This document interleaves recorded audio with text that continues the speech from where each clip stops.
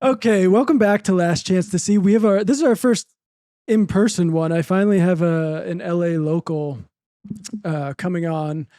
We've got jordanuhl. Young Turks, he hosts a podcast for The Intercept Briefing. He also does his own content creation. That's great. You should check it out. Welcome to the show, jordanuhl. Thank you for having me.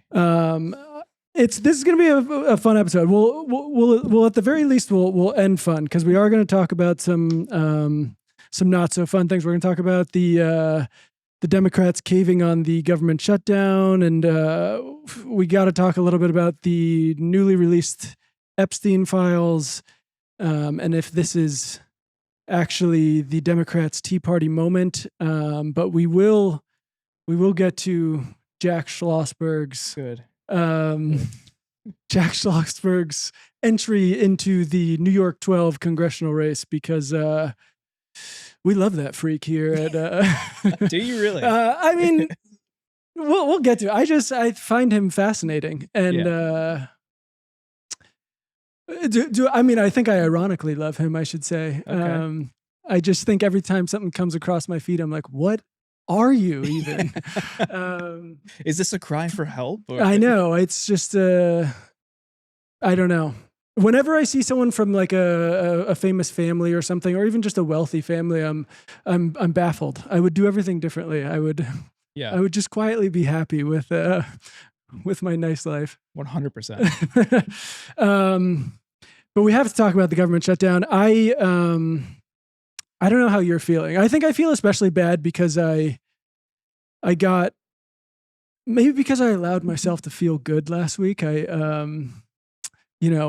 lived out, frankly, for a little bit. Things felt good. I allowed myself to get excited about Abigail Spanberger.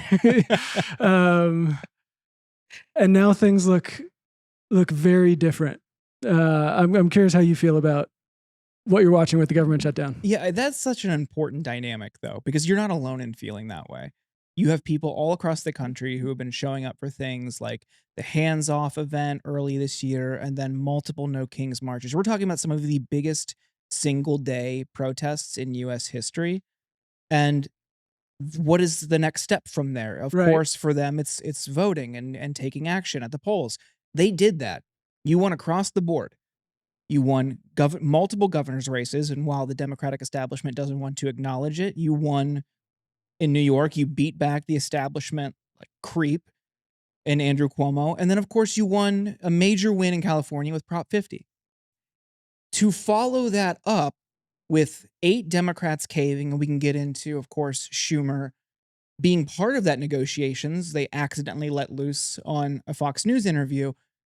And then you have Angus King, while he's an independent, caucuses with Democrats, says, we tried to stand up to Trump and we failed. What message does that send to millions of people who feel the same thing that you do? Hey, this is a huge win, and all of this pressure, all of this action, all of this organizing is for what? We can't even trust them to fight on our behalf. It's pathetic. Yeah. I mean, I know my friend texted me because on Saturday I went to a friend's for dinner, and one friend kind of pulled me aside and was like, how do you feel about all this? Because like I'm feeling excited for the first time in a long time. And then he texted me immediately and was like, it's all gone. Everyone feels this way. And I want to be, maybe we can play the Chuck Schumer thing. I want to just show people how, they were advertising that like they mean business on this. Okay. They want to at least make good on the healthcare thing, and like we really mean it. This is what Chuck Schumer released when they were talking about the government shutdown. So now we're in a government shutdown, and you may be asking yourself, how the hell did we get here? Donald Trump and the Republican Party are hell-bent on taking healthcare away from 60 million people, closing community clinics, rural hospitals, nursing homes, all so they can keep giving tax breaks to their billionaire friends. It's a disgrace. So Democrats have 3 words for this. No fucking way. It's literally life or death. We will not let Republicans blow up our healthcare system. All right, that's enough. And this isn't the first. It's life or death to these guys. Yeah. They're not going to let it blow up. He's feeling the pain. He's feeling the pain. What is this Fox News thing you're talking about, though, where they let it slip that he was in on the deals? Because I didn't see this. Sure. So it was reported first by the American Prospect, that Schumer was involved in the negotiations with those 8 Senate Democrats. Right, because this whole thing was my hands are clean. I didn't vote. Exactly. Yeah. I voted no. against it. I voted no. I didn't know. Yeah. So Jeannie Shaheen, senator, goes on Fox the next day, and I think it was Brian Kilmeade who was interviewing her and says, "Did you do this with the knowledge of leadership?" Talking about Chuck Schumer. At the very least, the whip, Dick Durbin, knew because he voted with them. And she said, "Yeah, we kept leadership involved the entire time." So he knew this was happening as he's out there posturing, posting videos like that. He immediately ran and recorded a video after he voted no. And I want to also point out that vote hung for like 45 minutes after all the Democrats had voted, because John Cornyn from Texas was flying back from Texas, lands in Dulles Airport about 45 minutes outside the city, and then has to get to the Capitol to cast the final vote. It's within that window that an effective leader would be out there pressuring one of those 8 if he actually wanted the vote to go the other way. Right. You just need one flip and the whole thing implodes. He didn't do that. He knew. Right. He either knew and was encouraging it, or he's a bad leader and needs to step down. It's like there's no way around it. And I mean, some of those other people you're mentioning, Tim Kaine, a bunch of people had videos like, or maybe not as forceful, but say, we're sticking to the fight. We want to do this. It means a lot to my constituents. And then basically just completely went back on their word and voted against it. Also important to note, these are, I think everyone who voted for it is completely safe in the sense that they won't come up for re-election until at least 2028. A lot of them won't face re-election until 2030. So it's just like another in a long line of the rotating villain thing where, okay, it's your turn now. Get out there. Yep. It's not just that they caved and they didn't get the healthcare thing. The first episode we did of the show, we had David Dayen on, and he was explaining the entire shutdown. And if you haven't seen it yet, you should go back and watch it because it's still relevant. But he basically breaks down how the Democrats are weirdly making this the public fight about the healthcare thing when there's actually a lot more in there that would rile people up, which is they're kind of what he was calling a no kings agenda, where there's a lot in there to take back some of Trump's executive power grab, which obviously there's a lot of energy around the country for, and so it's very strange that they're not focusing on that publicly. And we were kind of talking about how the big worry here is that the Democrats will get what seems like a win publicly, which is they will get some of these ACA subsidies back, but they won't get any of these guarantees they need to make sure that Trump doesn't have this like vast executive power. And I just cannot believe they couldn't even get that. Like my worst case scenario, they can't even do the like fake win. Yeah. They just completely capitulate. And so basically what they've agreed to is we've got a continuing resolution to reopen the government through January, and some of it for the entire fiscal year. A separate vote for extending so they didn't get the ACA subsidies, but they did get a separate vote for it in December. The promise of a vote. Do you think that's going to go well? Oh, no. Well, we know how it's going to go because I think it was Tina Smith or I can't remember exactly which senator, but a senator forced a vote the very next day while they were still doing the final passage of this spending bill, forced a vote on those. And the Republicans voted against it. We know how it's going to go. Right. So you're just wasting our time. You want another failed vote in December? And that's only in the Senate. Mike Johnson said he hasn't committed to anything. Now, I think it was Punchbowl I saw earlier today. Jake Sherman was on CNN talking about, some murmuring on the Hill that maybe they could find a 1-year extension and pass that. But even he was saying, as someone who follows this stuff very closely, he doesn't have a lot of faith because that's ultimately the Republicans' goal, is completely gutting it. That's one of Mike Johnson's promises when he was first elected speaker. No, we're getting rid of Obamacare entirely. Why would he extend the subsidies? Right. They already worked hard for this in the one big beautiful bill. They wanted to get rid of all this stuff, and they did. And now they're like, we got to vote. And so it's not just that. this is their big thing that they're hanging their hat on. They got some separate provisions for reversing layoffs of federal workers, which is still frustrating, though. I don't know if you saw this when maybe it was right before the shutdown or after the shutdown. It was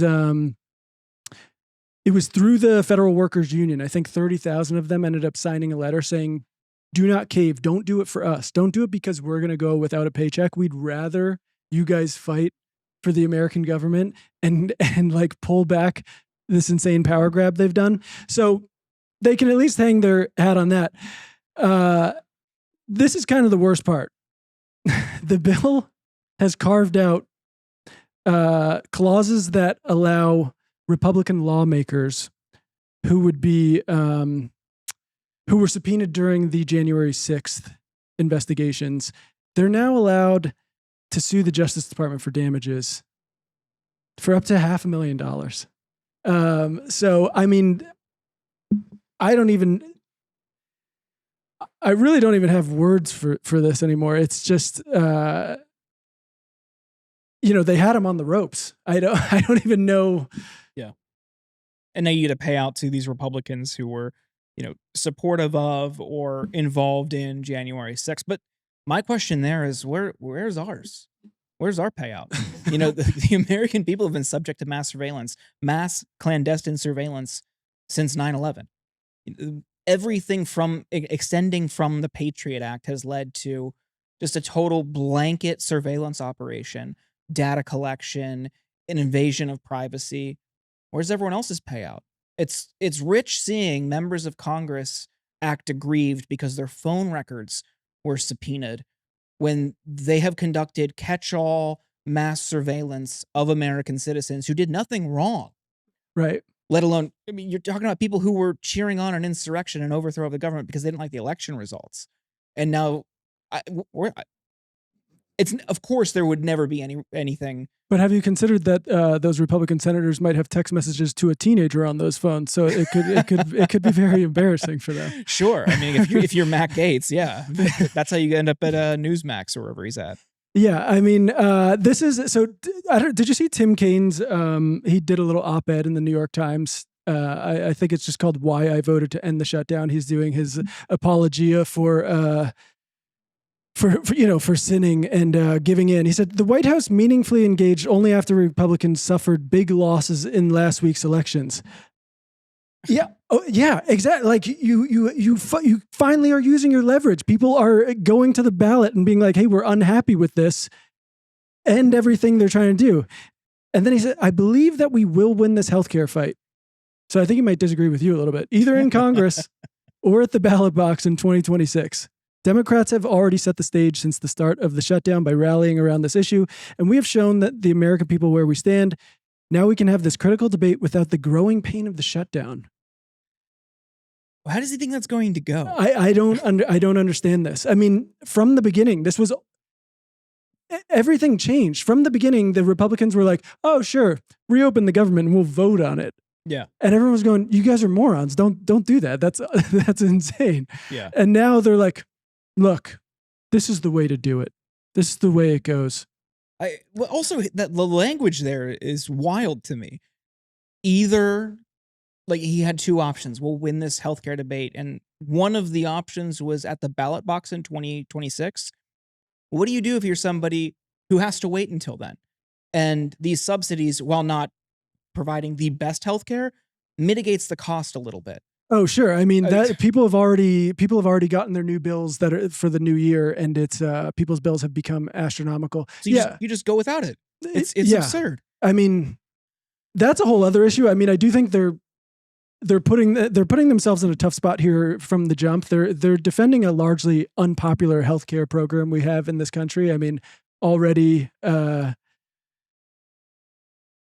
it was already unaffordable. I mean, I'm on Obamacare. And it's not a fun. I pay thousands of dollars every year I basically get like one doctor's visit, and that's covered.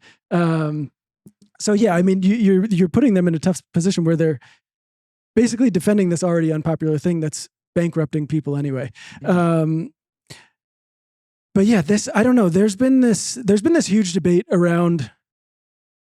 I really don't want to go back and relitigate all of the dumb stuff Ezra Klein has said, but I couldn't help but think about him. I'm sure you're aware of when he came out and he was, who was it? Was it when he was talking to Ta-Nehisi Coates? I can't remember, but he was talking about people getting more comfortable with the idea of electing more moderate Dems because winning is the most important thing. And to me, this feels like the exact reason why this is so stupid. I mean, not to mention that people have pointed out that, I forget, it was maybe like Ohio, Mississippi, or Missouri, and there was one more where he said you're going to have to become okay with electing people who are anti-abortion in those states. And it turns out each one had a referendum in the state that it won.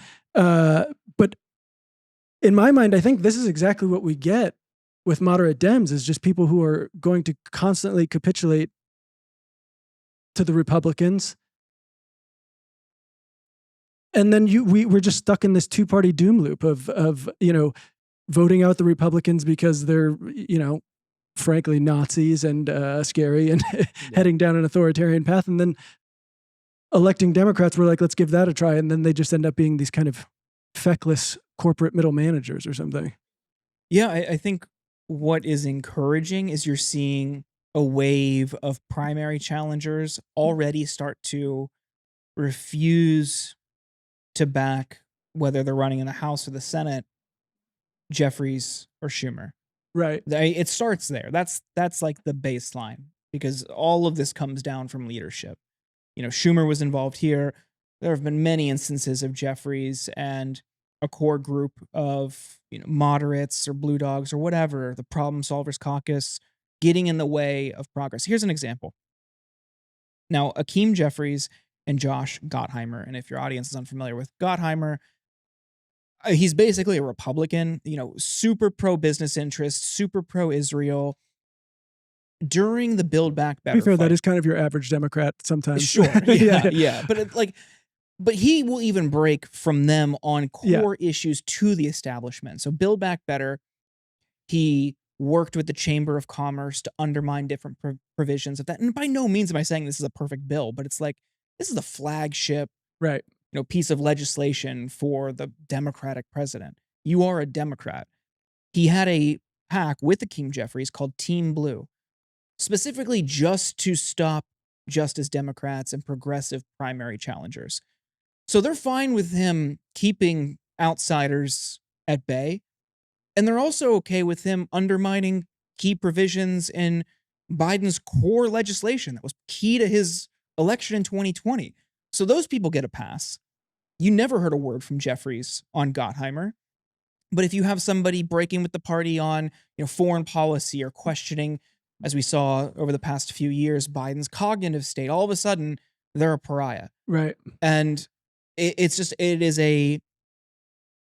see this sort of like double standard in how leadership operates toward moderates, toward people who at least pretend to be loyal to the party, and people who are there for policy goals, or people who are there who are trying to push an agenda. Yeah, I mean, there's this among the left. There's this idea that the Democratic Party is more interested in, or at least has more energy for stopping the left than they do for fighting the right. Absolutely. Yeah. And I think, I wish I had a good example off the top of my head, but I do think that the Trump administration has kind of like retreated on certain issues. And it seems like if someone is just willing to put up a fight, these guys kind of crumble.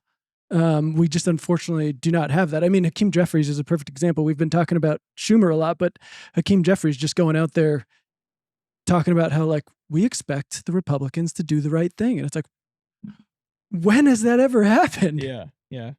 And so it's not even worth entertaining, honestly. yeah. And so now we're in this position where all of this energy has dissipated. And there's a bit of me that's extremely frustrated with this new Epstein thing, because it almost feels like if that could have just been released like a few days earlier or something, it feels like maybe this would have never happened. And yeah, now we're dealing with, we have to deal with the fact that these guys cannot take down the guy who is all but confirmed to be a pedophile, like, or at the very least, condoning of it or aware of a massive pedophile ring. If people aren't aware, which I have to imagine they are, the House Oversight Committee, Democrats from the House Oversight Committee, released a few emails regarding Trump and Epstein. And then Republicans weirdly clapped back with a ton of Epstein 20,000 with more? 20,000 emails. Which, and all of your favorite people are in there. Larry Summers, I think Hillary Clinton makes an appearance. Noam Chomsky, unfortunately, it's the little kid with the gun meme. It's, I mean, New York Times reporters tipping off Jeffrey Epstein about people snooping around. It is, unfortunately, this probably won't come out for a couple of days. By the time this comes out, I imagine so many more things will have been dug up. But maybe it's at least worth pulling up the 3 emails that that the Democrats released here. This is which I love these emails too. This is Ghislaine Maxwell's gmax1 at lmax.com. And bummed to find out that gvacation@gmail was taken. That's Jeffrey Epstein's email, jeevacation@gmail.com. Important to remember, these are boomers. They think about it differently. So he's responding here to an email. This is Jeffrey Epstein. I want you to realize that dog that hasn't barked is Trump.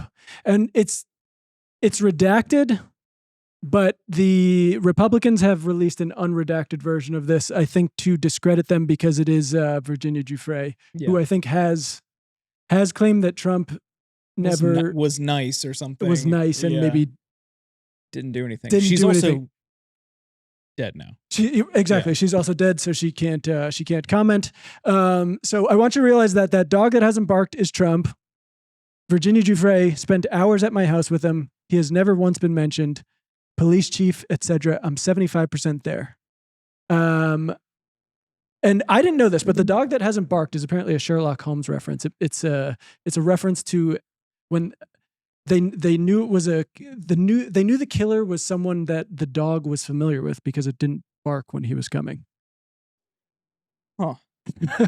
So I guess Trump here is the guy they're familiar with. Sure. Yeah. But after months of this whole panic, we now at least have proof that Trump, at the very least, has quite a different relationship with Epstein than he's letting on. And was spending time with these victims. And way past when he originally said he excommunicated Epstein too. Right. Yeah. What can you scroll up? What date is that? This is 2011. So this is like 3 years after this is 3 years after Epstein was arrested on soliciting a minor charges. Yeah. But there's some from 2017, 2018 when he's president about their interactions. Yeah. And then I think the next one is later. And this is from Michael Wolff. Mm-hmm. So again, redacted victim, Mar-a-Lago. And this redaction, I think, is referring to Virginia Giuffre again, because I believe what they say is the one who took down, or the one who spent time with Prince Andrew. Yeah. Who's no longer a prince anymore. Which some people find very sad, that he got caught up in all this. Trump said he asked me to resign. Never a member ever. Of course he knew about the girls, as he asked Ghislaine to stop. I mean, so they're basically just confirming this guy knew about the entire program. He asked Ghislaine to stop poaching women from his club. That's how I interpreted it, which was what we understood from previous documents released this year, other findings. That was the issue. That's what caused a wedge. Right. He wanted the girls for himself. All right, let's see what the last one is real quick. Okay, so this is a little bit of a thread. Michael Wolff tells Jeffrey Epstein, I hear CNN is planning to ask Trump tonight about his relationship with you, either on air or in scrum afterwards. And Jeffrey says, if we were to craft an answer for him, what do you think it should be? And Michael Wolff says, I think you should let him hang himself, which is a very funny turn of phrase, knowing what we know now. I guess not funny. Poor Jeffrey. Maybe he was innocent in all this. If he says he hasn't been on the plane or to the house, then that gives you a valuable PR and political currency. You can hang him in a way that potentially generates a positive benefit for you. Or if it really looks like he could win, you could save him generating a debt. Of course, it is possible that when asked, he'll say Jeffrey is a great guy and has gotten a raw deal and is a victim of political correctness, which is to be outlawed in a Trump regime. This is unbelievable. This is... Am I wrong in thinking that, like, if we lived in any other time and if this was any other political figure, he would have stepped down at this point? Yeah, it's wild that it's not even mentioned. I was watching Fox today to see how often they brought it up, and you knew that they were trying like desperately to cover anything else. And at one point, shortly before I came here, they were just showing a spaceship that was going to launch, and the launch had been stalled, but it was just a Fox News camera on the spaceship for a good 25-30 minutes because of course they don't want to talk about this, and this is the major story. Jesus Christ. Yeah, I mean, there is part of me that is, and it's probably just completely wishful thinking. There's part of me that, like, by the time this episode comes out, this will be completely dated because he will just have stepped down. But I think he would. I think he would rather hit the nuclear button than step down from power. But this is, I think a lot of people take these like little things and you know, they bend over backwards to be like, well, you know, like even, okay, fine. If he didn't have a relationship with Virginia Giuffre, there are other emails. I'm sure you saw the one where the woman is coming over and she was like, can you come in and get me? I don't want to I don't want to come in to find Donald Trump standing in your house. Yeah. This guy was obviously spending a lot of time there, but it's impossible to defend at this point. I mean, just everything. I mean, videos of them partying together, like back in 1992, Donald Trump talking about how he loves Jeffrey Epstein and he likes girls almost as young as I do. It's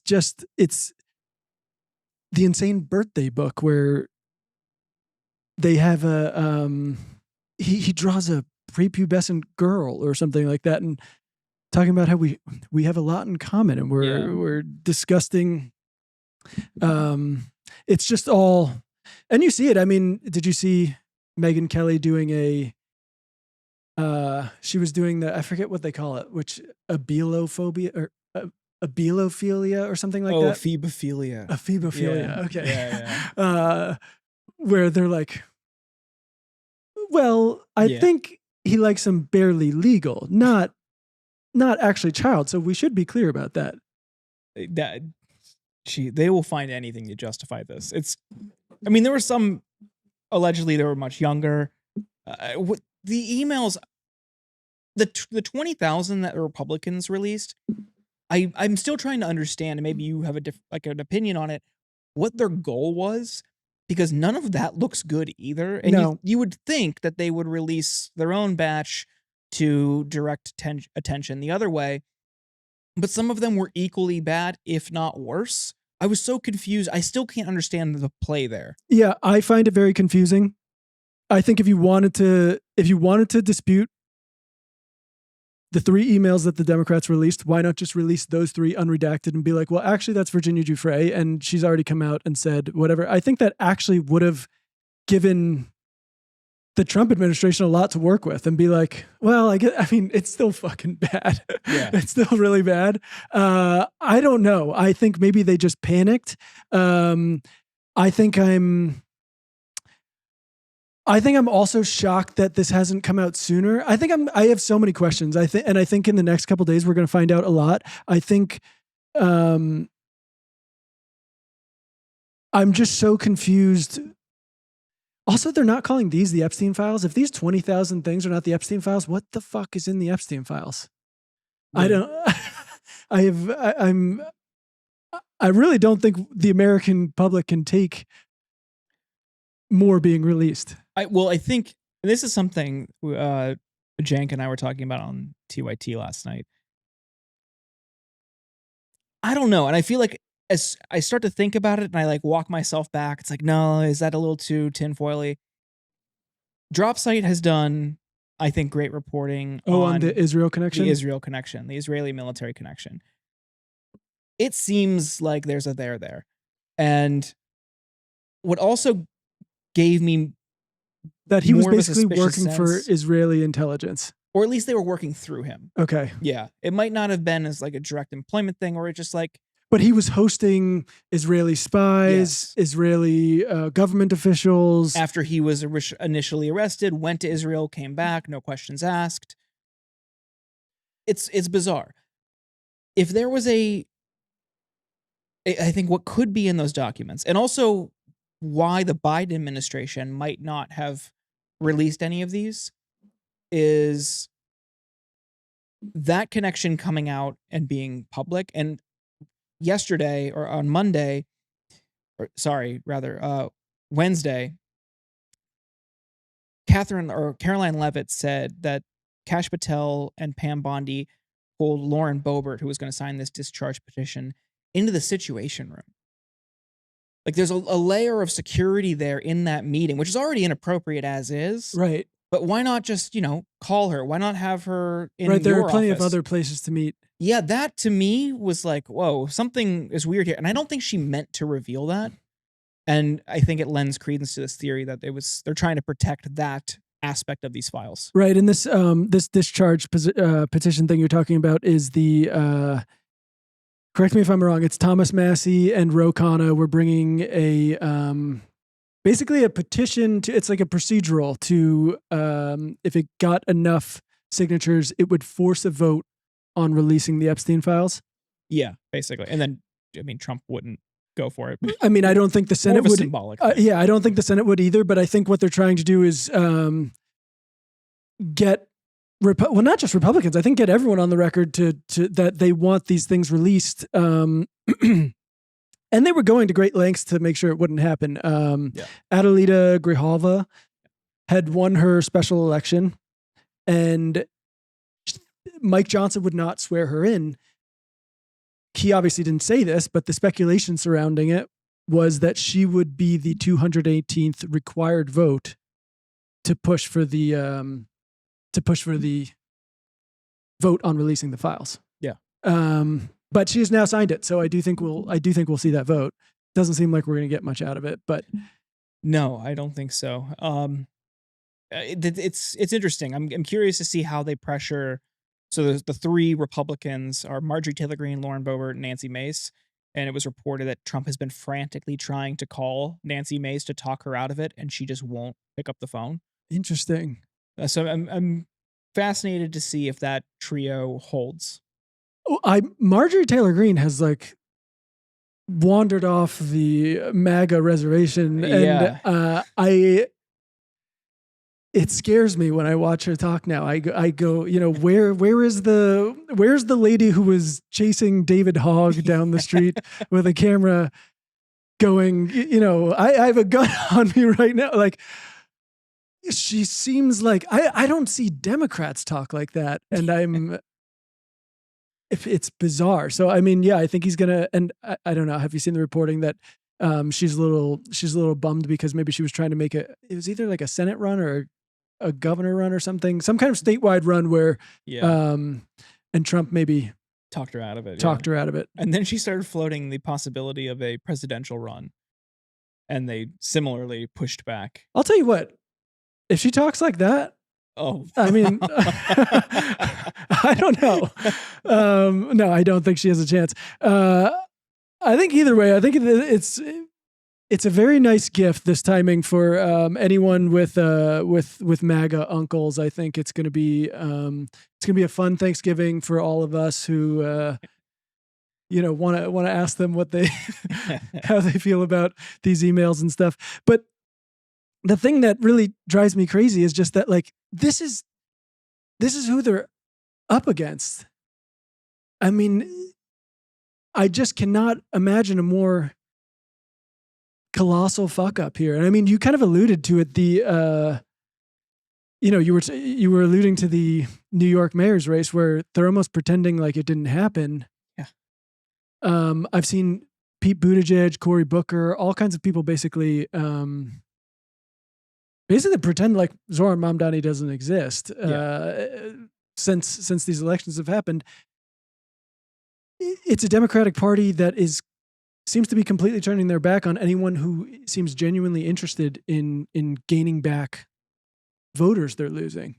I mean, like, how do we reconcile that? Like, what do we do when that's our? People are often like, "You're so hard on the Democratic Party," and I'm like, "But that's the opposition party. I mean, like, that's what we're dealing with." Yeah. It's a mistake to, like Booker, like Buttigieg, ignore Mamdani in their like election roundup posts. I mean, Mamdani turned out voters. I think it was a record turnout. Record turnout, yeah. Yeah, like 2 million people. It's like, I haven't checked. I think they're still counting some votes, but I think it was like more than some presidential years. Wild. For a mayoral. And then you see the down ballot effects of that. And if that is where you really see success, which is the Democratic Party, for them, their path to victory is increased turnout, which then flows downstream.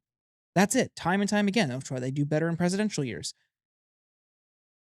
How can you look at this and be like, well, let's focus on Mikey Sherrill and Abigail Spanberger? Like, because they're paid not to. They're Right. paid not to acknowledge why he won. And beyond his policies, which I'm sure your audience is aware of, it's the grassroots organizing that they built, that they have tried to replicate since 2008 Obama and haven't been able to.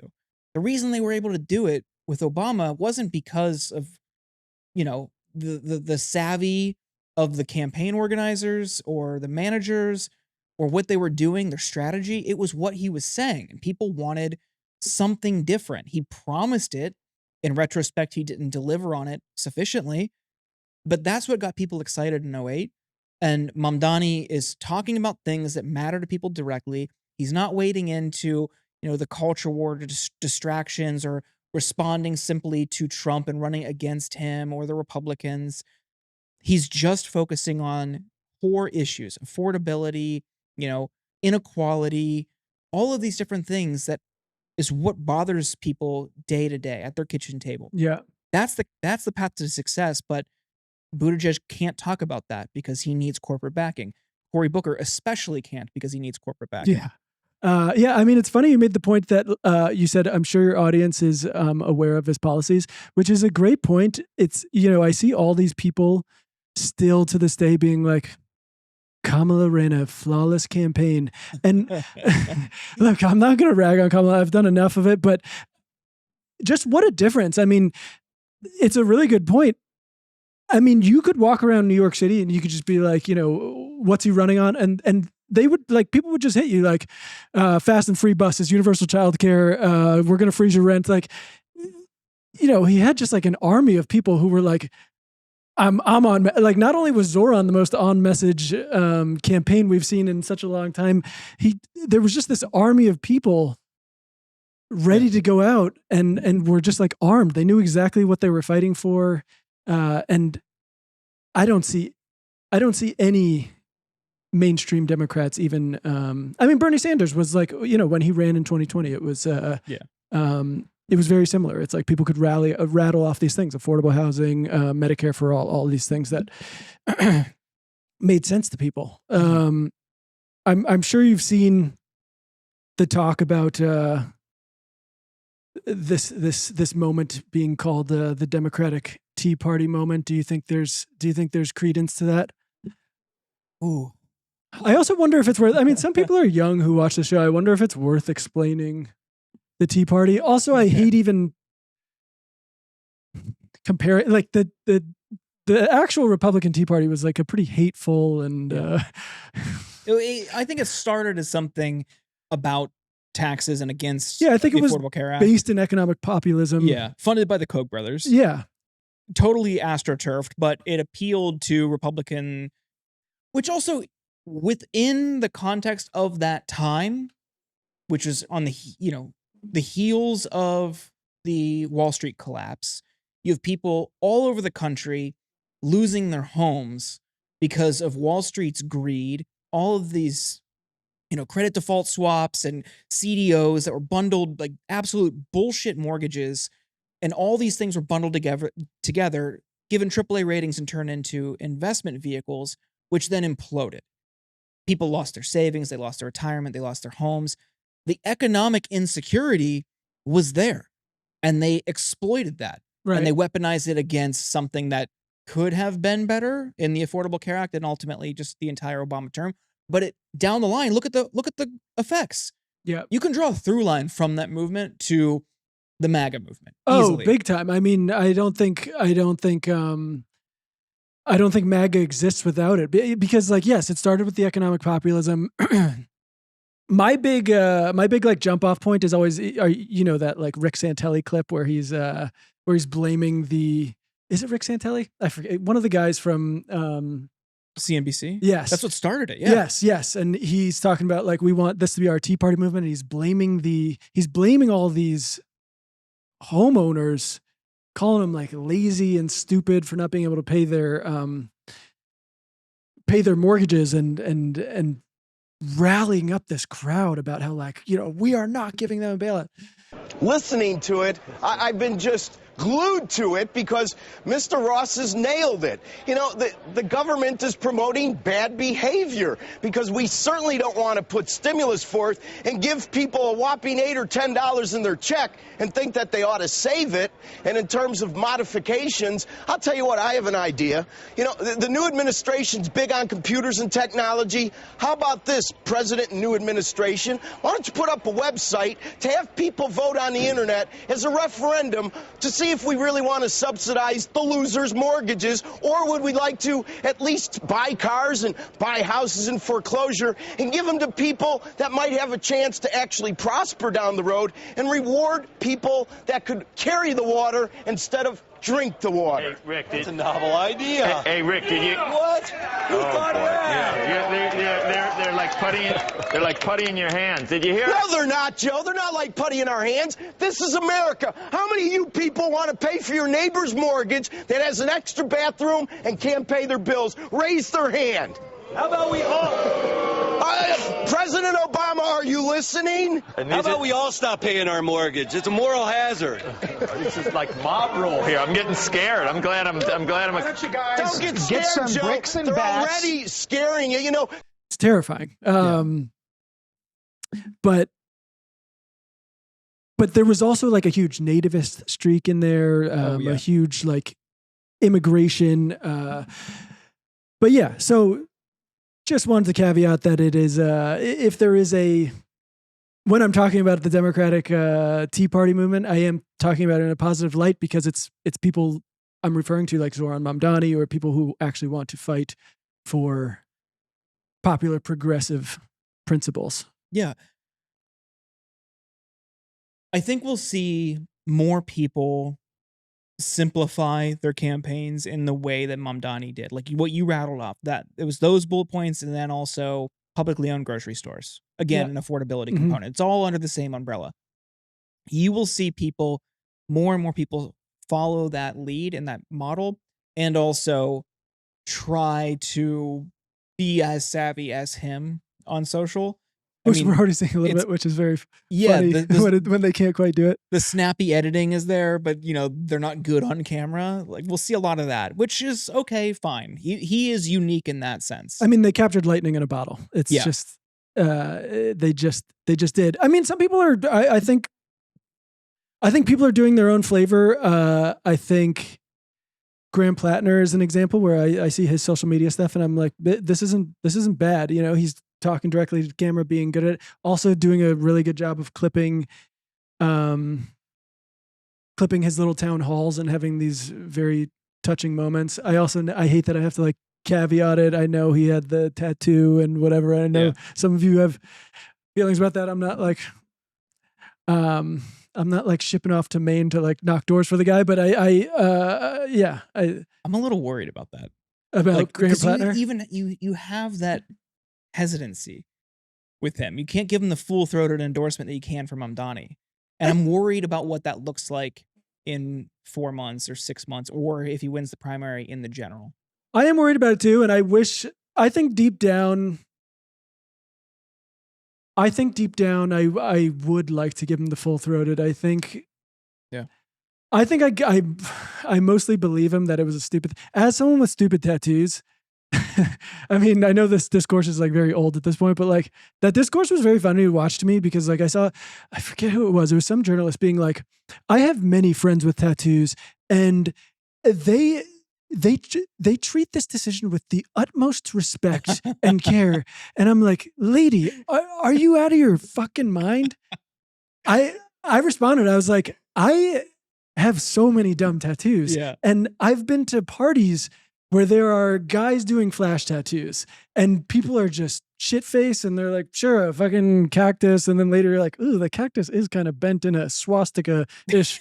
It's like, I don't know anyone who got a cactus swastika, but I can obviously buy the, dumb military guy drunk. 100% on that. I think when you start to get into the Reddit stuff, it gets a little tougher because that's also something we got to think about within the context of the average voter. And I know this is an unpopular take. I already got people upset with me on the Young Turks for even just talking about the circumstances here. We're very early. This primary is not until June of next year. It's a state with 1.4 million people. All I'm saying is of like the 800,000 or so that voted in the presidential, maybe there's a second person who doesn't have this kind of baggage that also shares those views. There's plenty of time to stand up a campaign. I think he's like of the two options right now, because the other Jordan Wood, I believe, is now switching to, he's running in the House race now. Oh, I didn't know that. Yeah, this happened Wednesday. Oh, wow. Okay. So it's just Mills and Plattner now. Right. And well, the other thing, okay, the Mills thing is driving me crazy though, because people are almost trying to act as if she's a progressive. They're like, give me a break. They're like, the liabilities on Graham Plattner's too much. Like we have a strong progressive candidate in Mills, and I'm like, the fuck are you talking about? Like she's been a fine like Democratic foot soldier she's or whatever. Like the least popular Democratic governor in the country. Yeah, and I mean, she's I'm blanking on. I don't think she's like come out with any statement on Israel or anything like that. I don't think she's. I think she was maybe not pro-choice. I didn't know we were going to talk about this. I'm blanking on some of the stuff. No, all good. But I'm just shocked seeing people come out to try to characterize her as our progressive option, and Graham should just drop out. That's very funny. You got pushback from people saying that. I think it's a reasonable thing to even just think about. Like, we've got a lot of time. There's a lot of time to stand up a campaign before a June primary in Maine. All I'm saying is, does it need to be this guy? Just because he's out there early, does it need to be him? I do. He does seem to be like energizing people. Yeah. And I don't know. I'm never going to remember his name. There's that guy. I think he runs the newspaper called the Mid-Coaster, which is a Maine newspaper, and he's been doing a lot of reporting on the thing. And he came out, I believe it was after the tattoo thing. So it was after the Reddit stuff, after the tattoo thing, and he said, "I haven't been able to find one Maine voter who said that they've changed their mind on Plattner because of the tattoo thing." Interesting. And so that's the thing. I mean, it's very strange that these, this is the only people in Maine are going to be voting in this election, but it has become a national story here. Yeah. Currently, it feels like the people of Maine are with him at this moment. The polling looks good for him. He came out and said he's, if he goes to the Senate, he's going to call for Schumer to step down. Good. You're like, it's hard to be mad. But like, look, if there's a strong progressive challenger with no Nazi tattoos, I'd certainly be like, okay, maybe that's a. Yeah. What worries me, and we need to be skeptical of what they claim they found. But this Emily's List poll that came out this week that showed in a head-to-head race, Plattner, just when presented with the facts about his platform and likely Republican attacks, in a head-to-head against Susan Collins, who he would face in the general, he's down by about 5 points. And then when you start to include the Reddit history and all that all the other baggage, that lead, her lead grows to 19 points. Oh shit. And then with his apology, it goes to 14. So when presented with all of these things that will very surely be in attack ads, that gap in the general widens. So that's what worries me. And of course, Emily's List, you have to acknowledge, establishment group, endorsed Janet Mills. So it's like, I don't know. But there was another poll that was conducted that week the news was happening that showed Mills was ahead by a few points. We just need more polling to try to understand what's going on there. Because his team just like put out a poll where it was Plattner versus Collins and Mills versus Collins. And according to their polling, Plattner beats her by 5 points or something like that, and Mills loses by whatever. And if that's the case, great. Yeah. Well, the people of Maine will be deciding that one, but it's a very strange. But I think the way he is talking, obviously, speaks to this kind of something, or people are looking for something different, especially from the Democratic Party. That is for sure. But then, I mean, there are people. Is it Katie Wilson in Seattle, the mayor who just won? People are calling her the Zoran of the West Coast. There's Abdul El Sayed, the guy running in Michigan for senator. Which, I mean, I wish everyone, I wish he was getting the kind of attention that some of these other people are. He's a doctor who wrote a book called Medicare for All.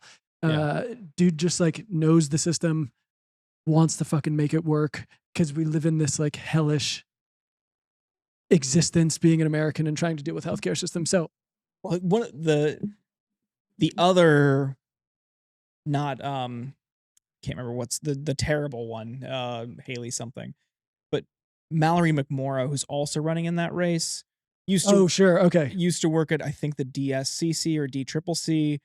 She's a longtime DC operative party establishment person who now is starting to talk a little bit more like a progressive.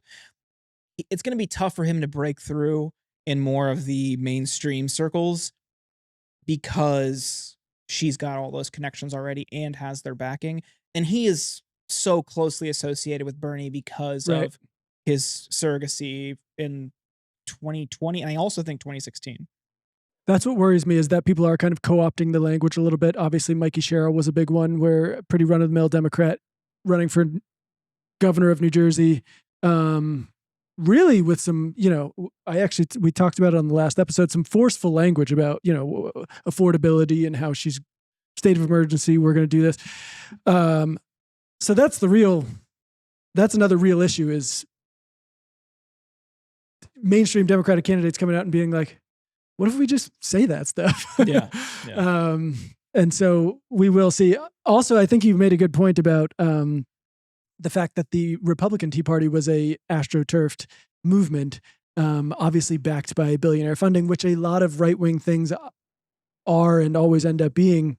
That's not going to be the case for a Democratic Tea Party. They're not going to have the backing of billionaire donors or anything like that. No.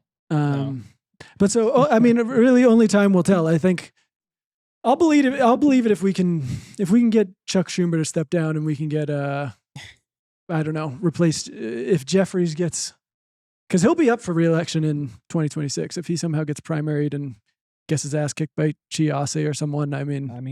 Everyone's looking to AOC. I think if she were to run, I don't know how it would go. Yeah. The city would probably vote for her over him, especially now. You conducted a poll today. Yeah, I think so. Yeah. Speaking of city politics, should we, as we get to the end here, should we dive into a little Jack Schlossberg? If you don't know, Jack Schlossberg is he's a Kennedy. He's John Kennedy's grandson, right? Yeah. John F. Kennedy's grandson. And he first came on the scene with some crazy, just very weird social media content. Like not even, I wouldn't even call it controversial. You're just like, what am I watching here? Maybe like, let's play one. This is the kind of, he would just post this kind of stuff. No. Ready? She walks in beauty, like the night. Cloudless climes and starry skies, and all the best that's dark and bright in her aspect and her eyes. That's mellow. It just kind of goes on like that. I think he's doing a Lord Byron poem. So just stuff like this. Do New York City facts. Here we go. You can see I'm in New York. How you doing? How you doing? Got a couple of facts I should want to share with you, with my followers. All right. First things first. Hudson River. Not a river. Tidal estuary. Flows both ways. I will say that is actually a good fact. I didn't. Got the tide coming in from the battery, and then you can pause it. Got the. So it's this kind of goofy shit. You were aware of all his like weird posting. Yeah, I didn't. Like I said, I didn't know what to make of it. There are others where he shaves his head at one point. If you're following the lore, if you're a big Jack stan, I got too deep and at a point had to be like, stop sending me these to friends because I was like, it's confusing me and making me unwell. Yeah, it's starting to grow back now, but you could see in the thumbnails like he's going through. He looked like kind of Britney Spears and like the mid to late 2000s type life cycle for him. And then he was doing some stuff trying to go legit. I mean, he took the bar. I remember him talking about becoming a lawyer, but mostly. Honestly, the kind of rich kid stuff, I was like, good. He was clearly, I think he was paddling around on the water in that one video. It looks like he's having fun. He's being a weirdo. He's always traveling. He's always in weird places, as we'll watch. But he's now running for Jerry Nadler's seat. Jerry Nadler stepped down. Big ups to Jerry Nadler, too, for, being like, you know what? I'm old. There needs to be some new blood in this party. Someone else. Come do it. But maybe we should watch his announcement video. I have to say I was really disappointed with it because okay. Well, when I first heard about the announcement, I was like, wow, I cannot wait to see the Zoran style videos, but with his like weirdo persona. Sure. And he just plays it completely straight. I mean, let's just play it for a little. It's another thing. I'm like, where are you walking through, my guy? There's like cost of living crisis. He might be at some kind of it's like a library. Historic cuts. It looks. I cannot get a read on this place. It looks like a library. It looks like those almost look like those crew boats. Oh yeah, now that looks like a boat store. The president has made almost. I'm like, where are you doing your announcement? Maybe he's winners and losers from inside the Oval Office. It's okay. He must be at a boat thing. It says kayak in the background. No idea. Yeah, it's a kayak store. But he plays it completely straight. He also looks a little older. But yeah, I don't know. I was just very excited for some like Zoran style videos where he says the kookiest shit to you. Yeah. And completely turned off every Upper West Sider.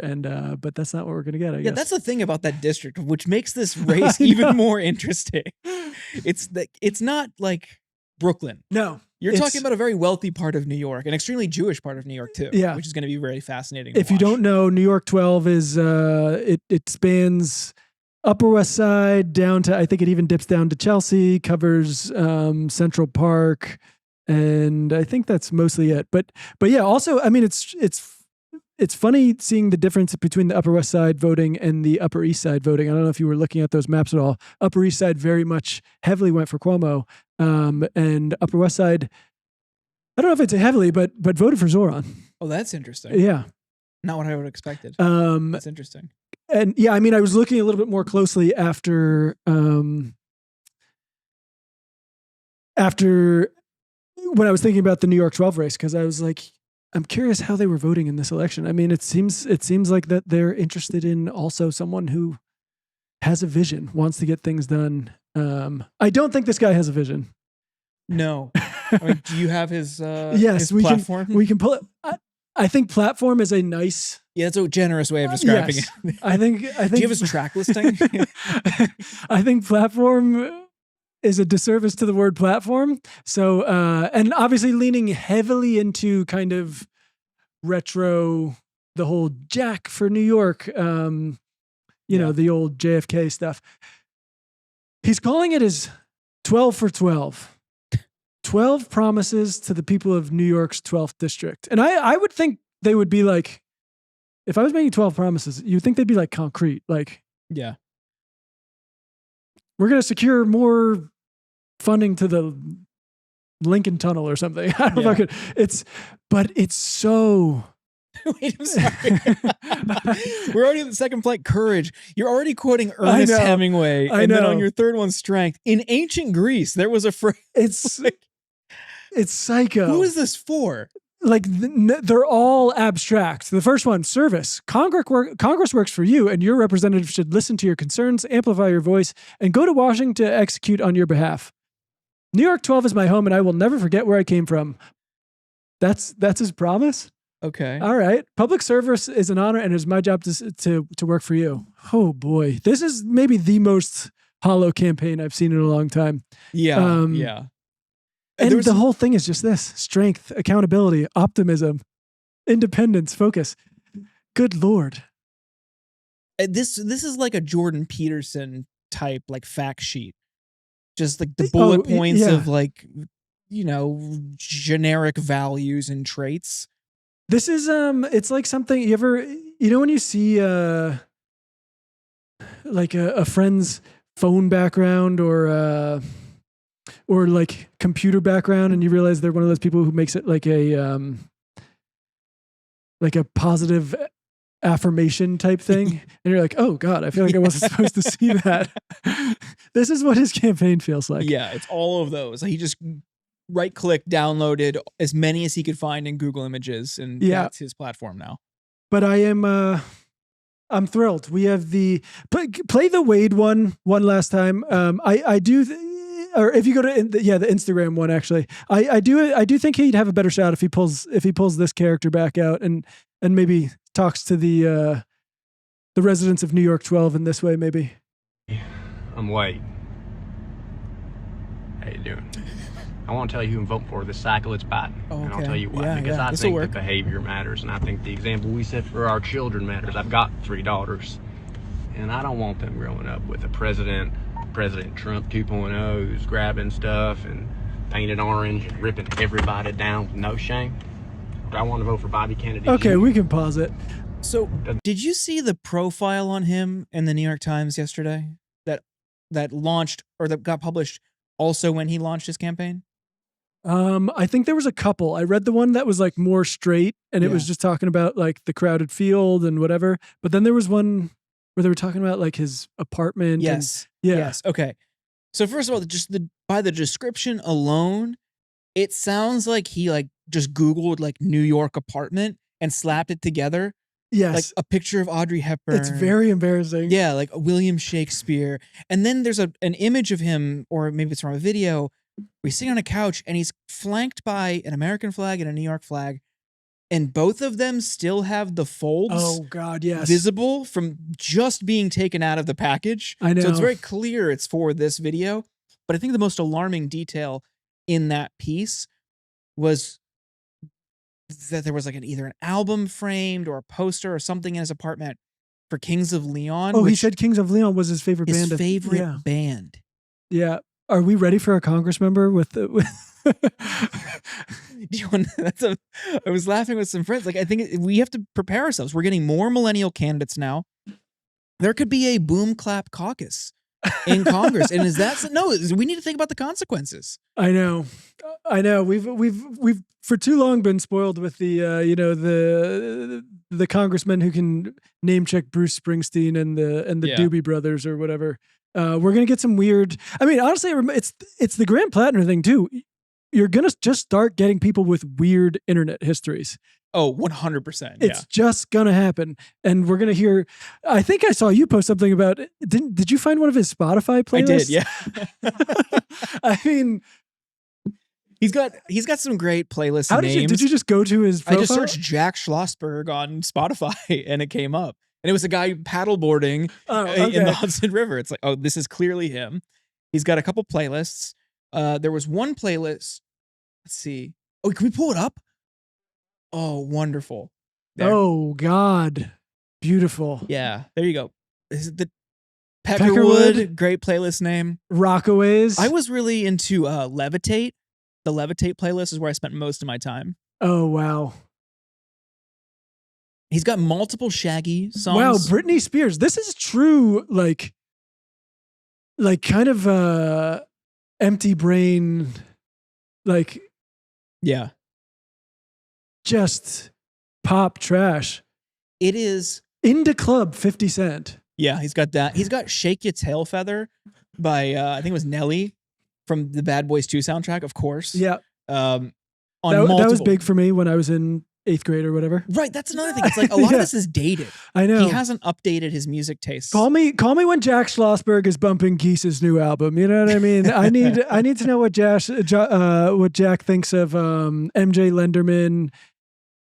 Sorry, red flag there. I don't know if you see song number 64. Uh-oh, buddy. You got some explaining to do. Ignition, R. Kelly. Oh, Jack. Uh-oh. We need a reporter to ask about that. He's also got Aaron's Party by Aaron Carter on there. That might be the strangest. That one stood out for me for sure.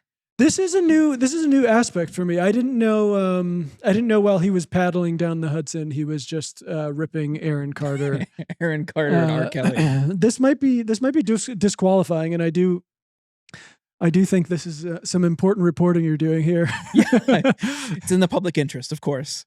I think Jack Schlossberg's Psycho playlist is probably a good place to leave it. Sure. Yeah. Do you want to do one last plug for the people before we let you go? Of course. Yeah. You could check me out on Twitter, Instagram, my name.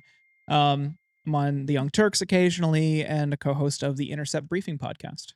Incredible. We'll put whatever links you want in the description. Obviously follow him. I think this might be the only place you'll find people digging into the playlists of congressional candidates, and it's honestly it's an insight I'm glad I have. Yeah. But thank you so much for coming on. This was great. Thank you for having me.